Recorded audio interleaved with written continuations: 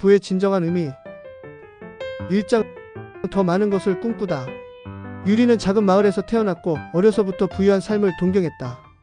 그의 집은 가난하지 않았지만 언제나 부족함을 느꼈다. 그는 부모님이 열심히 일하지만 여전히 돈에 쫓겨 살고 있는 모습을 보며 자랐다. 유리는 더 나은 삶을 꿈꾸며 학교를 마친 후 바로 상인이 되기로 결심했다. 그가 가진 목표는 단 하나였다. 부자가 되는 것.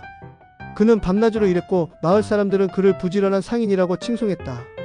어느 날 유리는 마을에서 거래하던 상인 중 가장 큰 부를 쌓은 사람인 하람을 만났다. 하람은 나이가 많고 가난하지만 항상 웃음을 잃지 않는 사람이었다. 유리는 하람을 보고 내심 속으로 생각했다. 저 사람도 부자가 될 수 있었으면 좋겠다. 그런데 왜 이렇게 가난하게 살지? 하람을 만나러 간 유리는 그에게 묻기 시작했다. 하람씨, 왜 이렇게 가난하게 사시나요? 당신이 이렇게 많은 지혜를 가지고 있는데 부자가 되지 않는 이유가 궁금합니다. 하람은 잠시 침묵한 후 조용히 대답했다.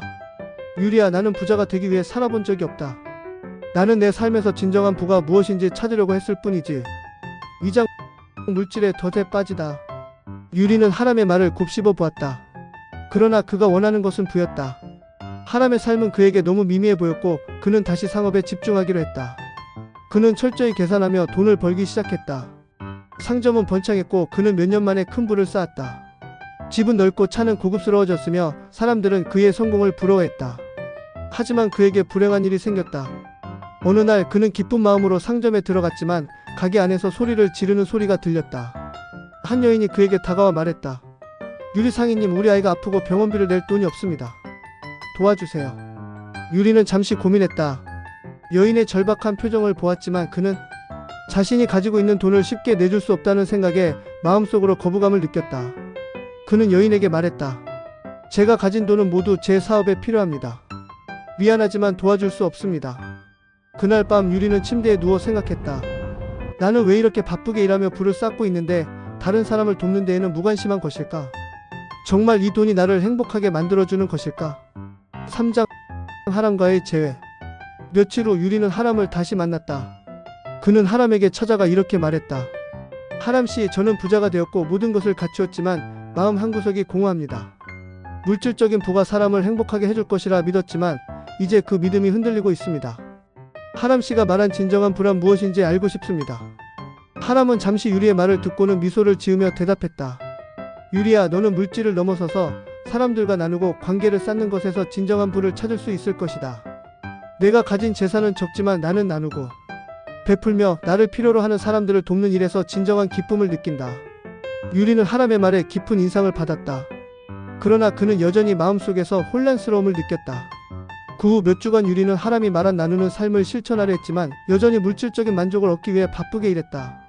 4장 깨달음. 어느 날 유리는 갑작스럽게 상점에서 큰 사고를 겪었다.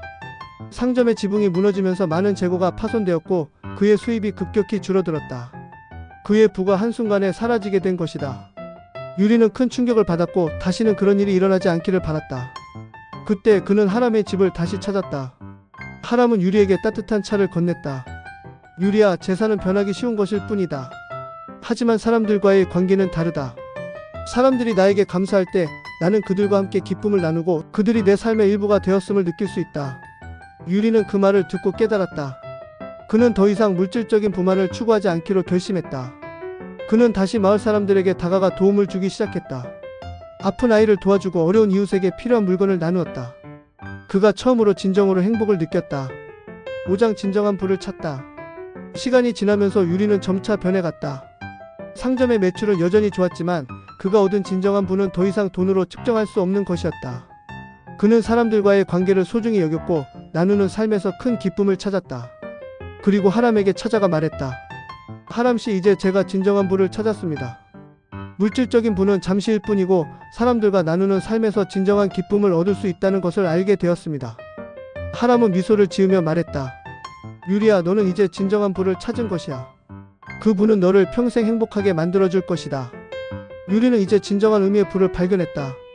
그것은 단순히 돈이나 재산이 아니라 사람들과 나누는 사랑과 관계에서 얻을 수 있는 것이었다. 그때부터 그는 더욱 풍요로운 삶을 살았으며 그의 마음은 언제나 따뜻했다. 그는 세상에서 가장 부유한 사람으로 사람들이 나누고 돕는 삶을 살았다. 이 이야기는 부의 진정한 의미를 찾는 과정을 그린 것입니다. 처음에는 물질적 부에 대한 꿈을 줬던 유리가 점차 사람들과 나누는 삶의 중요성을 깨닫고 진정한 부를 찾게 되는 여정을 담고 있습니다. 이 이야기는 우리들에게 물질적 가치 외에도 인간적인 관계와 나눔의 가치를 강조하는 교훈을 전달합니다.